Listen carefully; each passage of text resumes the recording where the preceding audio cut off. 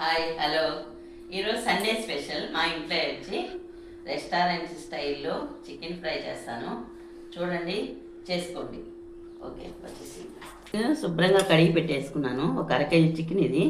దీనికి బోన్లెస్ అయినా తీసుకోవచ్చు, లేదా మామూలుగా అయినా తీసుకోవచ్చు. ఇబ్బంది అయితే ఏం లేదు. ఏ చికెన్ అయినా తీసుకోండి. ఒక స్పూన్ ఉప్పు,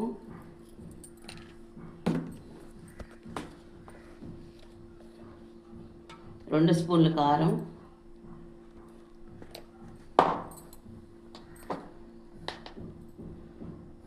ఒక అర టీ స్పూన్ పసుపు, కొంచెం కొత్తిమీర, కరివేపాకు,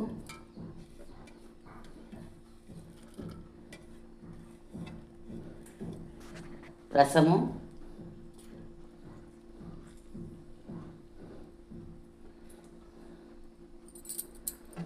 2 టీ స్పూన్లు బియ్యం పిండి, 2 స్పూన్లు కార్న్ పౌడర్. ఈ మొత్తం కలిపేసుకుంటున్నాను. ఇది నెమ్ము లేదనమాట, చూడు పొడి పొడిగా ఉంది. ఇలా ఉన్నప్పుడు ఏంటంటే కొంచెం 2 స్పూన్లు మరకే ఎగస్ట్రా వేస్తే మళ్ళీ నెమ్ము అయిపోద్ది. ఇట్లా వేసేసుకొని కలిపేసుకోండి.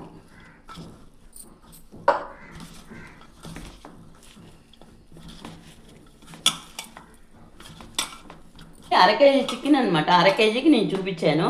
దాన్ని బట్టి మీ ఇష్టం ఎంతైనా చేసుకున్నప్పుడు కొలతలు పెంచుకోండి. నేను తోరి చూపిస్తున్నాను. ఇప్పుడు ఇలా పెట్టేసి పక్కన పెట్టేద్దాం. దీంట్లో మసాలా రెడీ చేసుకుందాం. దీంట్లో ఆయిల్ వేయకూడదు, మసాలా రెడీ చేసుకుంటాం. ఆయిల్ లేదు, ఒట్టి మాండలే పెట్టాను నేను. దీంట్లోకి కొంచెం ధనియాలు, ఒక 2 స్పూన్లు, స్పూన్ జీలకర్ర, ఒక అర స్పూన్ మిరియాలు,